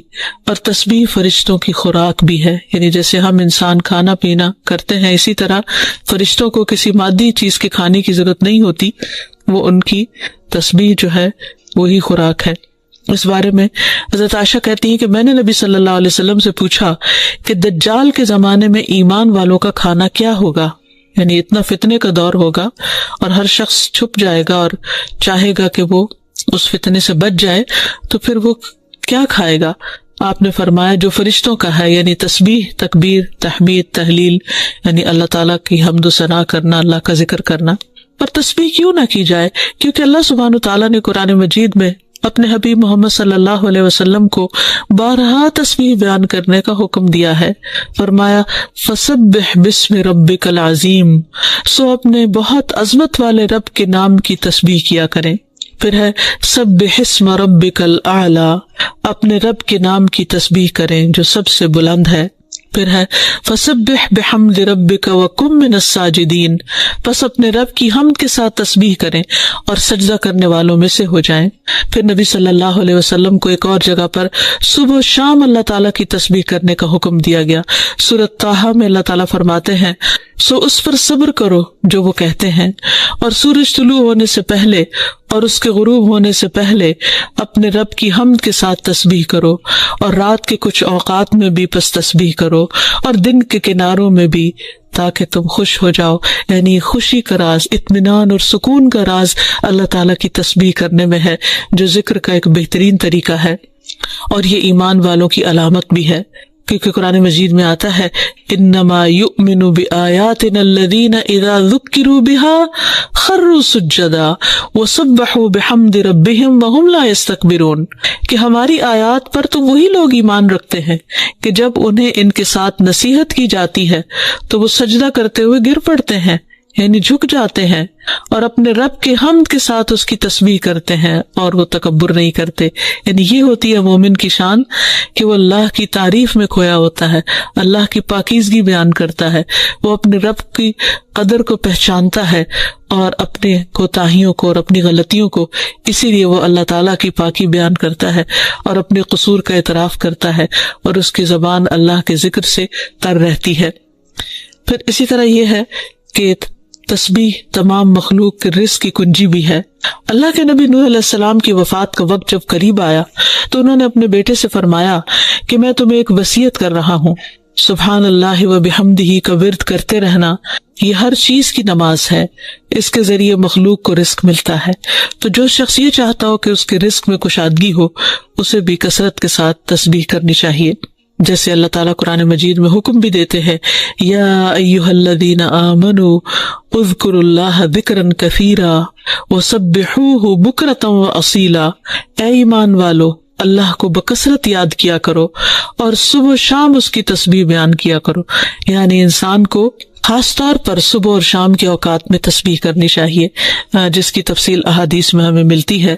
رسول اللہ صلی اللہ علیہ وسلم خود بھی کثرت کے ساتھ سبحان اللہ و بحمدہ استغفر اللہ و اتوب الیہ کثرت سے پڑھا کرتے تھے کہ پاک ہے اللہ اور اس کی تعریف کے ساتھ، اور میں اللہ تعالیٰ سے بخشش طلب کرتا ہوں اور میں اس کی طرف توبہ کرتا ہوں. پھر اسی طرح تسبیح اہل جنت کی پکار بھی ہوگی، دعواہم فیہا سبحانک اللہم، کہ ان کی پکار وہاں ہوگی کہ اے اللہ تو پاک ہے ہر عیب سے، ہر کمی کوتاہی سے، ہر نقص سے، یعنی تو بے عیب ہے، منزہ ہے. اور یہ اللہ سبحانہ وتعالیٰ کو نہایت پسند ہے، کیونکہ اللہ تعالیٰ نے ہمیں کس لیے پیدا کیا ہے؟ اپنی عبادت کے لیے. تو اگر ہمیں لفظ عبادت کا معنی ہی نہیں آتا ہوگا تو اس کا سیدھا سیدھا کیا مطلب نکلا؟ کوئی مطلب نکالے اس سے؟ یعنی میرے اس وجود کا مقصد کیا ہے اس دنیا میں کہ میں جس نے مجھے بنایا اس کی عبادت کروں، اس کی عبد بن جاؤں. ٹھیک ہے، یہی ہے نا سمپل سی بات. اور اگر مجھے لفظ عبادت کا مطلب ہی نہیں پتا تو میں نے کیا کمایا، کیا کیا میں نے؟ نفع کا سودا، نقصان کیا. مثلا آپ ایک ایسی مشین خرید لاتے ہیں جس کو آپ چلانا نہیں جانتے، آپ نے پیسے کا ضیاع کیا نا. تو آپ بھی اگر عبادت کا معنی نہیں جانتے، اس کی حقیقت نہیں جانتے، تو آپ نے بھی اپنے آپ کو ضائع کیا، اپنی یہ عمر برباد کی.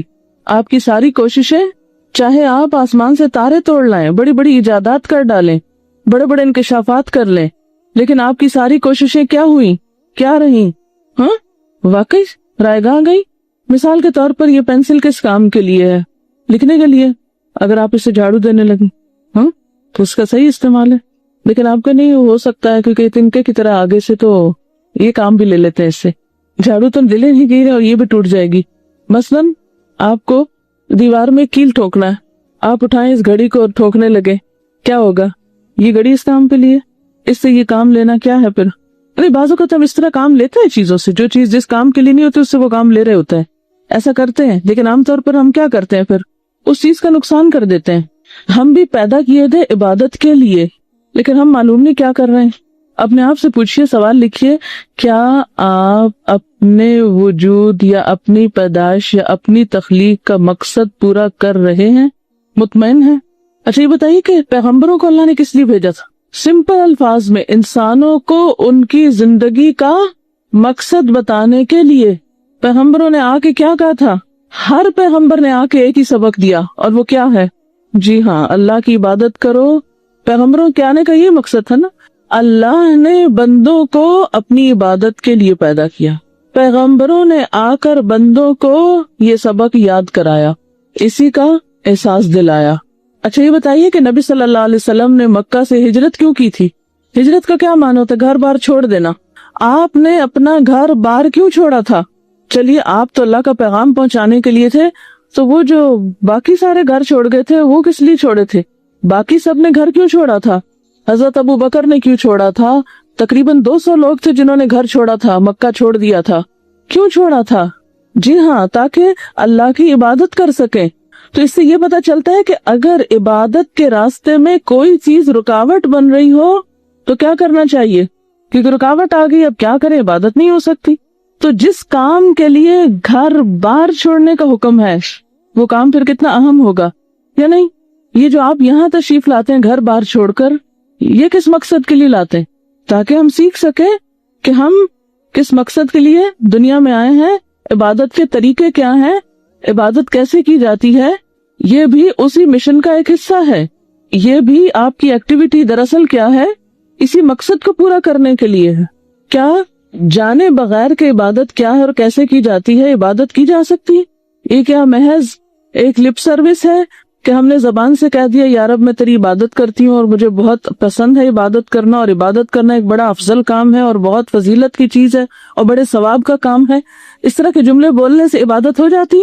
عبادت محض بولنے کی چیز ہے یا پھر کرنے کی چیز بھی ہے؟ صرف کرنے کی ہے یا کچھ سمجھنے کی بھی ہے؟ جی ہاں، عبادت کا اگر آپ ڈکشنری میں معنی دیکھیں تو لفظی معنی ہوتا ہے اپنے آپ کو کسی کے آگے جھکانا، پست کرنا، اپنے آپ کو کسی کے آگے جھکانا، چھوٹا کر دینا۔ لسان العرب ایک ڈکشنری ہے، عربی زبان کی بہت بڑی ڈکشنری۔ لسان العرب کا معنی ہی کیا ہے؟ عربوں کی زبان۔ لسان العرب میں عبادت کی جو ڈیفینیشن بتائی گئی ہے وہ ہے اصل العبودیت الخضوع والتذلل۔ عبودیت کی اصل کیا ہے؟ الخضوع والتذلل، اپنے آپ کو پست کرنا اور جھک جانا، جھکا دینا۔ جھکنے کا اپوزٹ کیا ہوتا ہے؟ جھکنے کا اپوزٹ کیا ہے؟ بڑا بننا۔ پست کرنے کا اپوزٹ کیا ہے؟ بڑا کرنا۔ پست کرنا، جھکنا اور بڑا کرنا دوسرے معنوں میں استکبار یا تکبر۔ وقال الذین استکبروا من قومہ، تو یہ جو استکبار ہے قوم کا، یہ دراصل کیا ہے؟ کیا ہے استکبار؟ انکار، چھوٹا بننے سے انکار، بات ماننے سے انکار۔ اچھا، لیکن ایک بات یاد رکھیے کہ عبادت میں صرف جھکنا اور پست ہونا ہی معنی نہیں، صرف یہ معنی بھی نہیں، یہ معنی بھی ہے لیکن اس کے علاوہ بھی اس میں معنی پایا جاتا ہے۔ یہ بہت اہم بات ہے، کیونکہ اگر انسان اس کو محض جھکنے کے معنوں میں لے لے، محض چھوٹا ہونے کے معنوں میں، محض عاجزی کرنے کے معنوں میں، تو اس سے بات نہیں بنتی۔ اس کے بارے میں حکم یہ ہے کہ جب عبادت کی نسبت اللہ کی طرف ہو، ایک ہے عبد کی نسبت بندے کی طرف، یعنی کسی انسان کا غلام ہونا، تو اس میں تو بس یہی دو معنی ہے کہ اس کے آگے عاجزی برتنا، اپنے آپ کو اس سے چھوٹا سمجھنا، کیونکہ جب تک کوئی اپنے آپ کو دوسرے سے چھوٹا نہیں سمجھتا وہ اس کا حکم مانتا ہے؟ نہیں مانتا۔ حکم مانا ہی کب جاتا ہے اور کہاں مانا جاتا ہے؟ جس کو انسان اپنے آپ سے بڑا سمجھتا ہے۔ مثلاً کسی بھی ادارے میں ایک پی این ہے فار ایگزامپل، اور ایک اس کا ہیڈ ہے۔ اب پی این ہیڈ کی بات مانے گا یا ہیڈ پی این کا حکم مانے گا؟ پی این مانے گا ہیڈ کی بات، نہ کہ ہیڈ مانے گا پی این کا حکم۔ کیوں؟ وائی؟ یہ ایک عام اصول ہے، یہ ٹھیک ہے یا نہیں ہے یہ الگ بات ہے، ایک عام رواج ہے زندگی۔ کس لیے؟ عام حالات میں بھی بچوں کو کیا کہا جاتا ہے کہ وہ کیا کریں؟ اپنے بڑوں کا کہا مانو۔ عام محاورہ ہے نا بڑوں کا کہا ماننے کا، ٹھیک ہے؟ تو جو اپنے آپ کو خود ہی بڑا سمجھے وہ کبھی دوسرے کی بات نہیں مانتے ہوتے۔ انکار اور نافرمانی میں اصل چیز تکبر ہی ہے اس کا سبب۔ تو بہرحال بات میں یہ کر رہی تھی کہ جب عبد کی نسبت کسی بندے کی طرف ہوتی ہے تو اس میں خضوع اور تذلل ہے، لیکن جب عبد کی نسبت اللہ تعالیٰ کی طرف ہو، یعنی عبادت اللہ کی، تو اس میں محبت کا مفہوم بھی شامل ہو جاتا ہے۔ شریعت میں عبادت کا معنی ایسی کیفیت جس میں انتہائی محبت کے ساتھ انتہائی خضوع اور خوف ہو۔ ابن کثیر نے یہ تعریف لکھی ہے۔ ابن کثیر کون ہے؟ مفسر قرآن ہے، قرآن کی تفسیر لکھی ہے انہوں نے، ٹھیک ہے؟ تو ابن کثیر کیا کہتے ہیں کہ عبادت اس کیفیت کا نام ہے جس میں انتہائی محبت کے ساتھ انتہائی خوف اور خضوع یعنی عاجزی پائی جاتی۔ ایک طرف انتہائی محبت ہے اور دوسری طرف انتہائی خوف ہے اور انتہائی عاجزی۔ اب ذرا فیل کریں اس کو، یہ کیسے ہوگا؟ دو کنٹراڈکشن، دو متضاد چیزیں دل کے اندر، ایک طرف انتہائی محبت اور ایک طرف انتہائی خوف، اور ان دو چیزوں کی وجہ سے انتہائی عاجزی۔ محبت انسان کو کیا بناتی؟ متکبر۔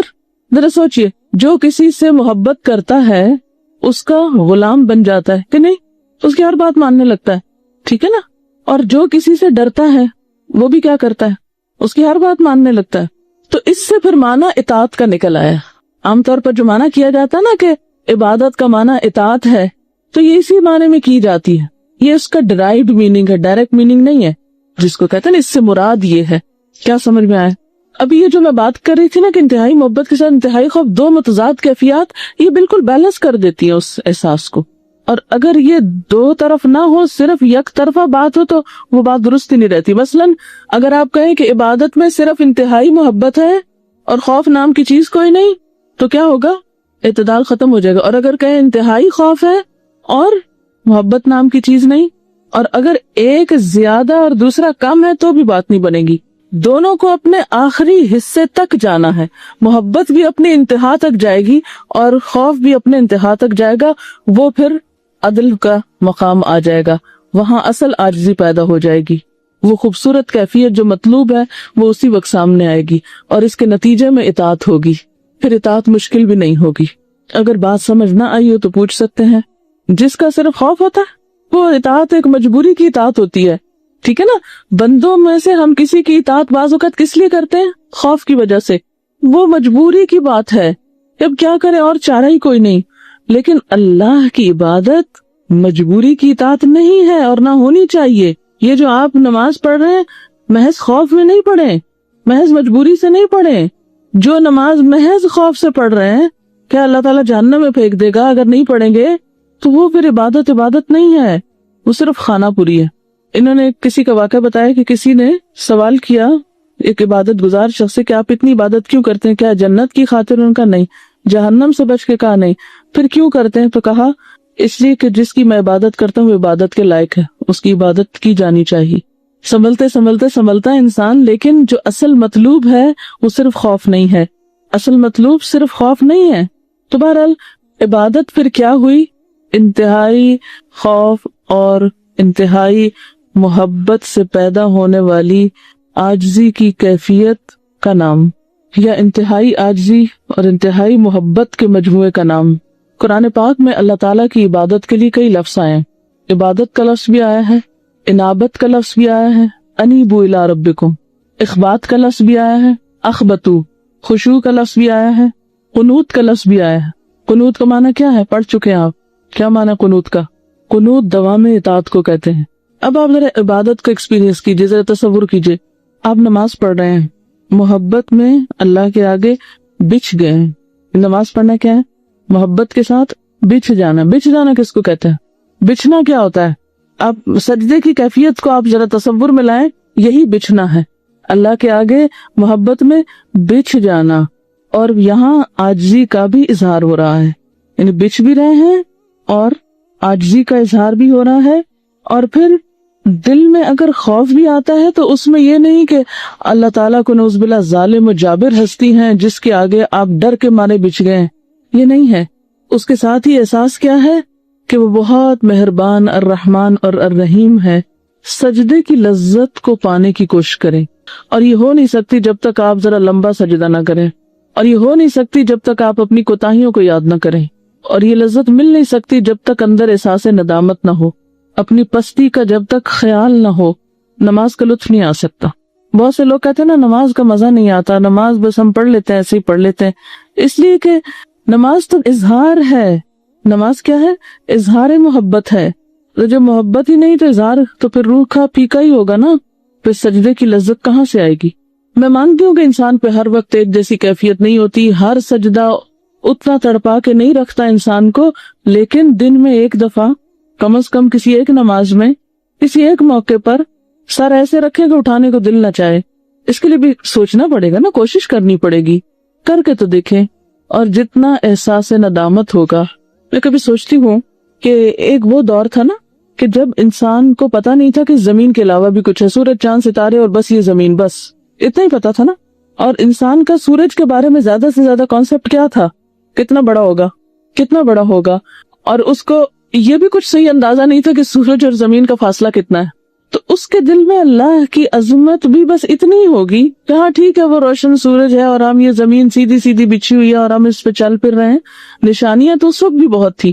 لیکن آج جب انسان کو اتنا کچھ کائنات کے بارے میں پتا چل گیا ہے، اور پھر کبھی آپ یوں تصور کیا کریں نا کہ آپ پوری فضا میں ایک پلانٹ کے اوپر اپنے رب کے آگے جھکے ہوئے ہیں، ٹھیک ہے نا، یعنی مثال کے طور پر یہ ایک پلانٹ ہے نا، اور اس پلانٹ کے ایک حصے میں آپ جھکے میں، اس کے نیچے بھی بہت کچھ ہے، اوپر بھی بہت کچھ ہے، دائیں اور بائیں بھی، تو آپ دیکھیں گے ایک یوں لگے گا جیسے ایک اتنی حقیر چیز اپنا آپ لگے گا کہ آپ سوچ ہی نہیں سکتے. پھر کبھی نماز پڑھ کے احسان نہیں جتائیں گے، کبھی نہیں سمجھیں گے کہ حق ادا کر دیا اب اور کیا کرنا، اور کبھی نہیں کہیں گے کہ میرا یہ کام نہیں ہوا تو اب میں نماز کیوں پڑھوں. حق نہیں ادا ہوتا، یعنی وہ ادھوری رہ جاتی ہے بات. وہ پھر ایک کھانا پوری ہے. جو مقصد ہے نا ہمارے وجود کا، اور جو اس کا نقد انعام ہمیں ملنا چاہیے، وہ نہیں ملتا. ہر عمل کا ایک انعام ہوتا ہے نا، ایک اچھا کام کرے تو انعام ملتا ہے نا، ہر مشقت کا ایک صلہ ہوتا ہے.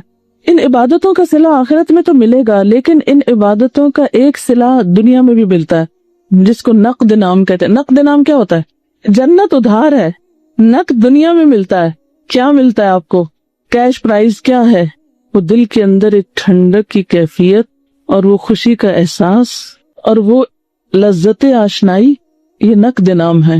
جینا تو جینا ہی ہے، لیکن جینے کو پرلطف کر دیتے ہیں. ہر غم سے انسان آزاد ہو جاتا ہے. لا خوف علیہم ولا ہم یحزنون کی کیفیت آتی ہے. چھوٹی موٹی اپس اینڈ ڈاؤن انسان کو تھوڑی دیر کے لیے بے چین کرتے ہیں، لیکن بہت جلد وہ سب سائڈ بھی ہو جاتا ہے. سب وہ اس دل میں اس چیز کے سوا کچھ ٹکتا ہی نہیں، ہر چیز کو باہر نکال دیتا ہے. یہ کل مجھے کسی نے ایک پیپر دیا، سورج کے بارے میں کچھ انفارمیشن تھی اس پر. آپ نے پہلے بھی پڑھی سنی ہوگی، لیکن اس کو پڑھ کے میری عجیب کیفیت ہوئی تو میں نے سوچا آپ کے ساتھ بھی شیئر کروں گی.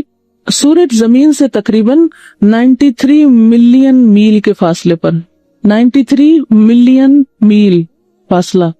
سولر سسٹم ہے نا، سورج کے گرد گھوم رہی ہے، تو ہماری زمین سے فاصلہ اس کا کتنا ہے؟ 93 ملین. جو قریب ترین پلانٹ ہے سورج کے، اس کا فاصلہ 25 ملین میل ہے. سب سے قریب کون ہے؟ سورج کے سب سے قریب پلانٹ کون سا ہے؟ جی مرکری.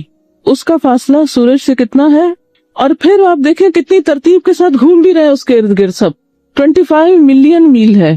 سورج زمین سے اتنا بڑا ہے کہ اگر یہ خالی ہوتا تو 1.3 ملین زمینیں اس کے اندر سما جاتی. یعنی اتنا بڑا ہے کہ اگر وہ خالی ہوتا تو آپ اتنے بالز جو ہے زمین کے، کتنے 1.3 ملین بالز اس کے اندر ڈال دیتے زمین کے، اس کا پیٹ بھرنے کے لیے. صرف ایک پلانٹ کے مقابلے میں زمین ہماری کیا ہے اور اس پر ہم کیا ہیں. اگر نظام شمسی کے تمام سیاروں کو اکٹھا کر لیا جائے تو بھی سورج تقریباً 600 گنا بڑا ہے. ساروں کو ملا کے ایک سائز کر لیا جائے، ٹھیک ہے نا.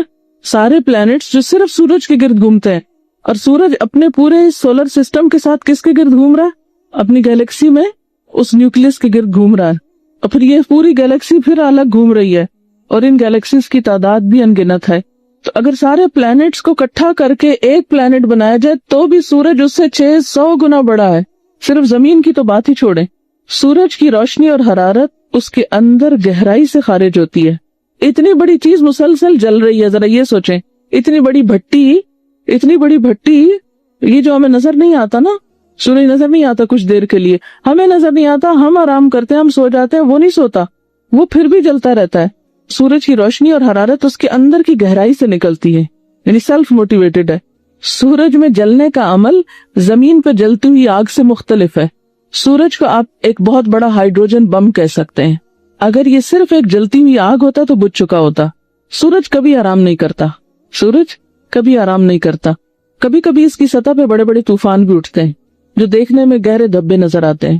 ہائیڈروجن سورج کا ایندھن ہے. ہائیڈروجن کیا ہے؟ سورج کا فیول ہے، ایندھن ہے جس سے وہ جلتا ہے. سورج 1 سیکنڈ میں 4 ملین ٹن ہائیڈروجن استعمال کرتا ہے.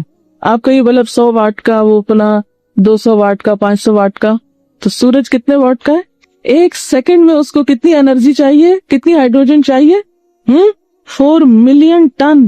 4 ملین ٹن 1 سیکنڈ کے لیے چاہیے اس کو. لیکن اس کے باوجود بھی سورج کی چمک کے لیے 5 ملین سال کا ذخیرہ آلریڈی موجود ہے.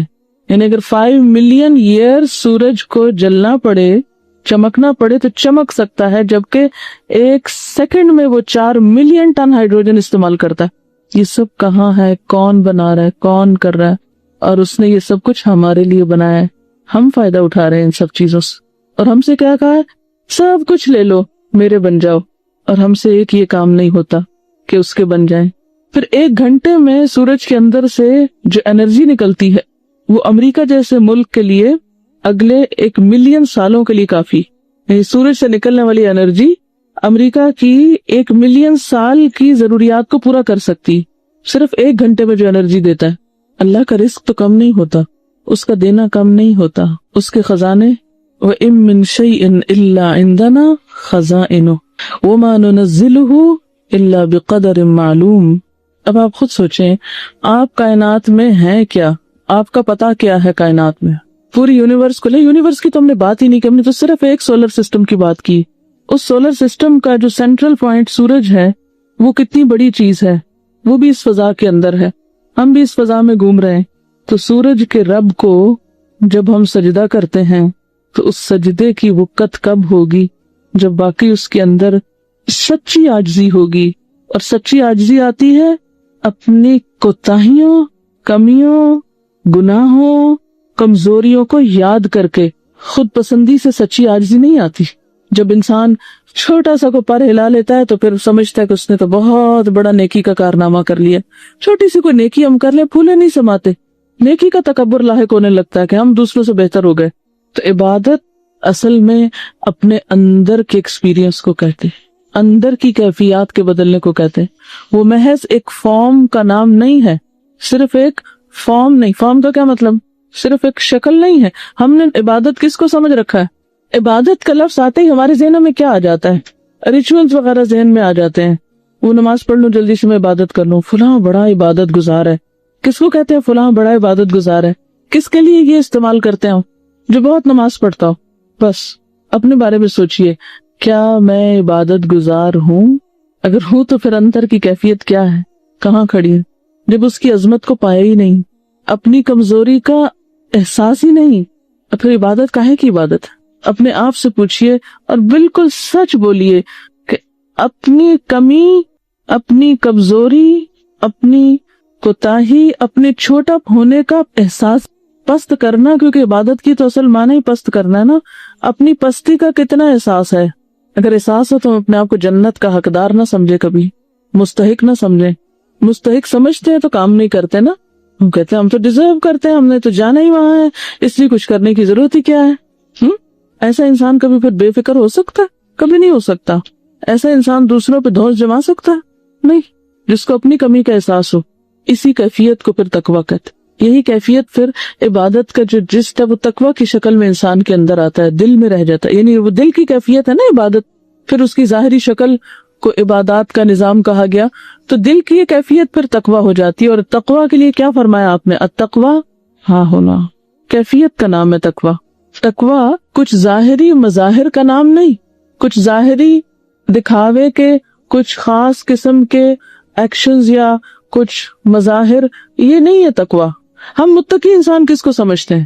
متقی کی تصویر ہمارے ذہن میں کیا ہے؟ پھر مسٹیریس سا شخص جو کم بولتا ہو، کم کھاتا ہو، کم سوتا ہو، صرف ظاہری طور پر اللہ اللہ کرتا نظر آتا ہو. وہ دنیا میں چلتا پھرتا، دنیا کے کام کرتا ہوا نہیں دکھائی دیتا. جو کام کر کر کے تھکے وہ نہیں متقی نظر آتا. تو عبادت کا مقصد کیا ہے؟ قرآن میں کیا بتایا گیا؟ سورۃ البقرہ میں آپ پڑھ چکے ہیں، یا ایھا الناس اعبدوا ربکم الذی خلقکم والذین من قبلکم لعلکم.